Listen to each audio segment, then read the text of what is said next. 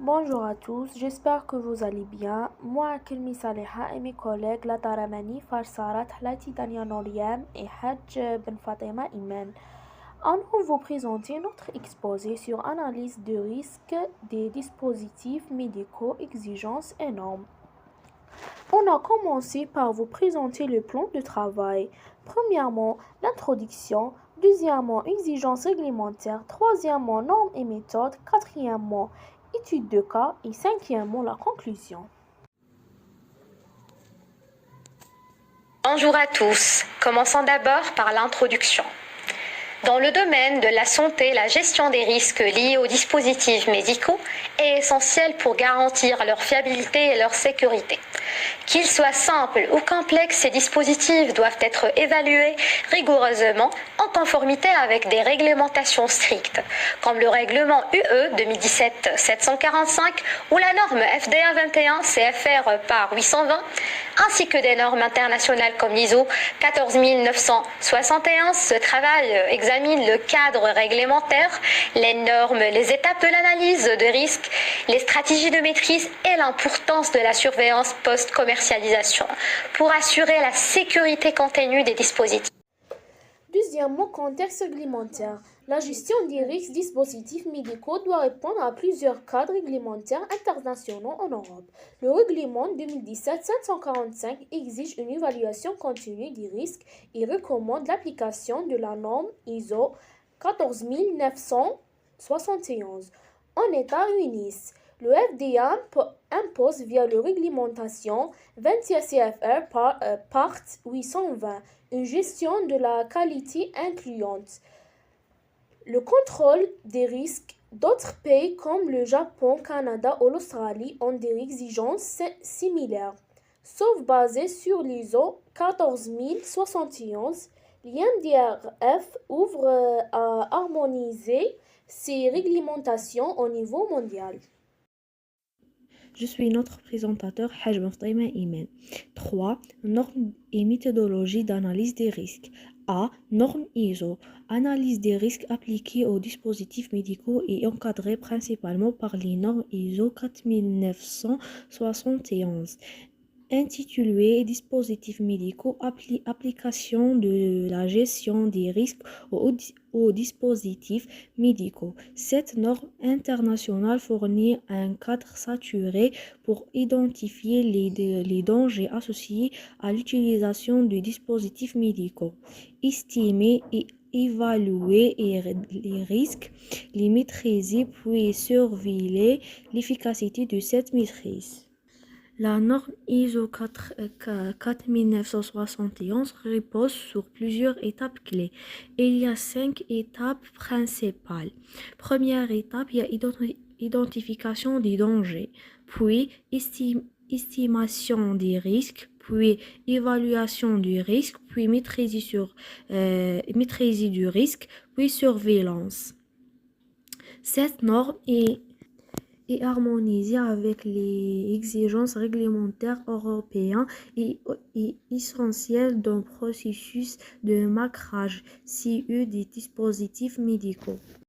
B. Méthode d'analyse utilisée. Plusieurs méthodes peuvent être utilisées dans le cadre de l'analyse du risque en complément de normes ISO 14991. Voici principalement, il y a principalement 5 méthodes.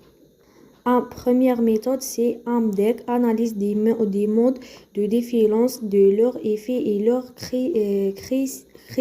criticité. Méthode systématique permettant d'identifier les modes de défiance potentiels d'un dispositif, de l'analyse, les effets et de hiérarchiser les risques en fonction de leur gravité, occurrence et détection.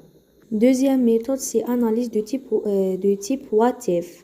Approche qualitative basée sur les scénarios hypothétiques permettant d'anticiper des défiances aux conditions dangereuses. Troisième méthode, c'est ASOP. Principalement utilisée cette méthode dans les procédés complexes. Cette méthode consiste à analyser chaque étape au fonctionnement pour identifier les cartes pouvant poser un danger. Quatrième méthode, c'est méthode arabe de défiance. C'est une méthode graphique partant d'un événement redouté et identifiant toutes les combinaisons de défiance pouvaient mener. Cinquième méthode et la dernière méthode, c'est arbre d'événements. Méthode probabiliste partant d'un événement initiateur et explorant les différents scénarios possibles en fonction des mesures de maîtrise mises en œuvre. Chaque méthode présente des avantages spécifiques et peut être choisie selon la complexité du dispositif, son cycle de vie ou les données disponibles. 4. Étude de cas ou applications pratiques. Exemple, le tensiomètre électronique. Premièrement, analyse des risques. Identification de diapositif. Le tensiomètre électronique, c'est un diapositif médical utilisé pour mesurer la pression artérielle. Il peut être utilisé à domicile ou dans un cadre médical. Étape d'analyse des risques selon le norme ISO 14961. Danger potentiel identifié. Défaillance de capture de pression, rougure de la peau au niveau de l'électrode pouvant apparaître après le traitement, erreur d'affichage des données, mauvais usage pour l'utilisateur. Les conséquences possibles. Données fusées pouvant mener à une mauvaise diagnostic, prise de décision médicale erronée et retard dans la prise en charge de hypertension et hypotension. Mesures de maîtrise des risques. Calibration régulière de l'appareil, affichage des messages d'erreur en cas de dysfonctionnement.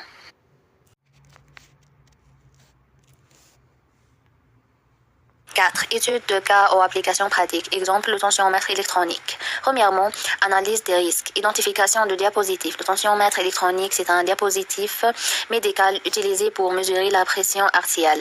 Il peut être utilisé à domicile ou dans un cadre médical. Étape d'analyse des risques selon le norme ISO 14961. Danger potentiel identifié.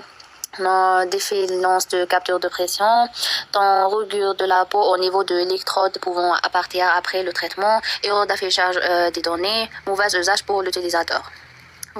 Les conséquences possibles. Données fusées pouvant mener à une mauvaise diagnostic, prise de décision médicale erronée et retard dans la prise en charge de hypertension et hypotension. Mesures de maîtrise des risques.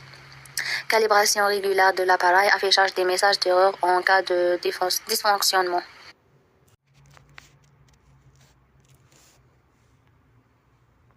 Étude de cas ou applications pratiques. Exemple, le tensiomètre électronique. Premièrement, analyse des risques. Identification de diapositif. Le tensiomètre électronique, c'est un diapositif médical utilisé pour mesurer la pression artérielle. Il peut être utilisé à domicile ou dans un cadre médical. Étape d'analyse des risques selon... Le deuxième titre, c'est enseignement tiré et bonnes pratiques. Premièrement, importance de la formation des utilisateurs. Un dispositif simple d'apparence peut induire des erreurs graves s'il est mal utilisé. Une formation de base est nécessaire, même pour les dispositifs domestiques. Deuxièmement, suivez post-commercialisation. Les retours des utilisateurs permettant d'identifier les problèmes non prévus de la conception. Troisièmement, documentation rigoureuse. L'analyse des risques doit être documentée, mise à jour régulièrement et utilisée comme référence pour toute modification du dispositif. Quatrièmement, maintenance et vérification. Le bon fonctionnement du tensiomètre doit être vérifié régulièrement, surtout dans les milieux professionnels. Que des dispositifs médicaux est un processus complexe mais indispensable pour assurer la sécurité des patients et la conformité réglementaire des produits de santé.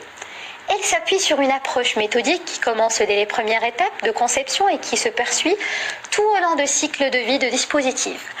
À travers l'analyse des différentes réglementations, nous avons pu constater que les exigences varient d'un pays à l'autre, mais convergeant vers un objectif commun. Réduire au maximum les risques tout en garantissant l'efficacité du dispositif. Les normes telles que l'ISO 14971 jouent un rôle central en fournissant une méthode claire pour identifier les dangers, estimer leur gravité et mettre en œuvre des mesures de réduction appropriées. Par ailleurs, la phase post-commercialisation ne doit pas être négligée. Les retours d'expérience, les incidents signalés et les données recueillies permettent d'enrichir l'analyse des risques de manière continue. Cela souligne l'importance d'un système de gestion de la qualité robuste et réactive. En définitive, la gestion des risques n'est pas uniquement une exigence réglementaire, elle est aussi une démarche éthique et responsable, qui place la sécurité des patients au centre des priorités des fabrications et des autorités sanitaires. Elle contribue à renforcer la confiance dans les dispositifs médicaux et à promouvoir l'innovation dans un cadre sécurisé.